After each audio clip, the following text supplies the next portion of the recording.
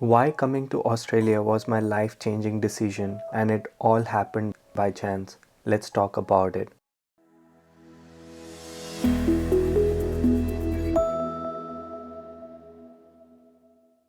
The story goes back to 2015 when I completed my bachelor's in engineering and got my first job in oil and gas industry. I was happy but not for long. You see, due to global politics, the oil prices plunged and within 2 years the crude oil prices went from $106 per barrel in June 2014 to $28 per barrel in Feb 2016. Many companies shut down, people lost their job, and I was one of them. I lost my job after 6 months of joining as a graduate engineer trainee. It was a lot to take in.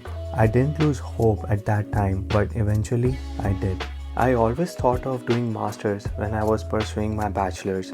Since I didn't have a job, I had a whole bunch of time to prepare for GRE and TOEFL exams. At that time, it was an absolute requirement if you wanted to study in USA or Canada and was getting very competitive. I took these expensive exams several times but no luck. I was stuck with 318 in GRE and 98 in TOEFL. I needed around 330 in GRE and 110 in TOEFL or more to get into so-called dream universities. Nothing worked. It was so frustrating. Who uses alacrity word anyway while having casual conversations? Anyhow, I applied to universities because I thought I had a great profile. You see, I was a university topper with a gold medal hanging on my neck, the cream, the brightest of all. I had several published papers in robotics and a knack for electronics and coding. All this went down to drain when I got rejections one after the other. One day I received 3 rejections in a day. 3 rejections. At the end, only got through 4 universities out of 18, which were not even my first choice. I couldn't sleep. I was constantly checking my phone for emails, Facebook groups, university apps to see if there was an update. I was slowly going into depression without knowing it and was constantly blaming life and my luck that why this is only happening to me.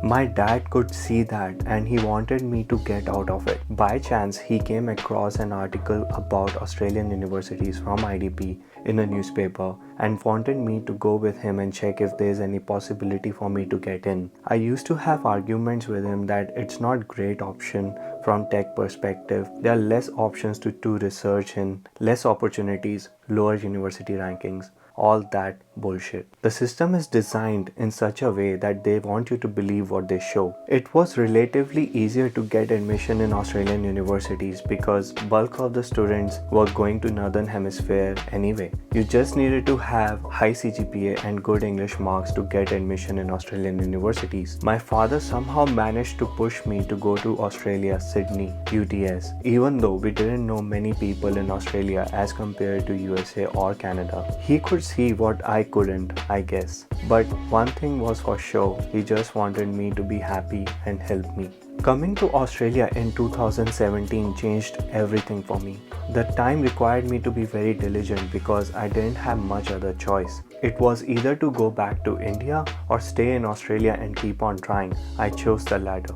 The first thing I realized coming to Sydney in extension to great weather and culture, everything was goddamn expensive. The skyrocket rent, expensive food, and high tuition fee makes a huge dent on your bank and budget. With less to nil support, burning and limited expenses, only 3 to 4 months of savings left in bank, immense pressure, I had to start building connections from scratch, build a support network, adapt to situations and environment, make friends again, and most importantly find job in tech field related to my domain so that I could pay off my loans and look for my professional growth. Eventually I was able to get most out of it, but at what cost?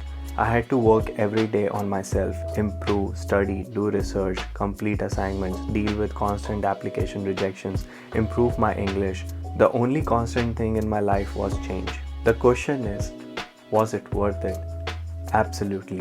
Despite the hardships and Sydney's expensive lifestyle, I learned so much about outside and inside world that I couldn't ever learn in my home country. I had people over there to look after me and help me with making decisions. Over here, I was alone but curious. I explored and learned how to build professional and personal relationships, adapt to a new culture, get better at dealing with rejections, how to be a good friend, support someone when required, be independent, take ownership, try to find light even in dark times, and list goes on and on. All these things changed me for better.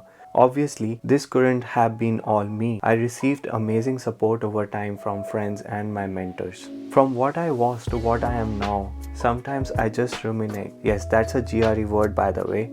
Was that me who did all this? I believe everything happens for a reason but happens by chance. There's always an inner restraint when we try to explore and go alone to start our journey. But trust me, at the end it's worth it. So my fellow international students, the purpose sharing this short story about me is to help you understand what and what not to expect. There are some great opportunities that Australia offers. It's just that you must work hard to build those opportunities. So don't be afraid. Take a step. Move forward, keep on going, and eventually you will get there. This doesn't have to be limited to Australia. I could have gone to some other country like USA, but I am glad that I am here instead. I don't know how life would have been in USA. Maybe I could have been in the best tech company in the world, or could have become the CEO. Who knows? But I am glad that I don't see people carrying guns and shooting each other. Even if Australia is not the tech-savvy country that I was looking for in the first place, I don't regret it at all. It's an amazing country to live in. I was a little hesitant to share this video.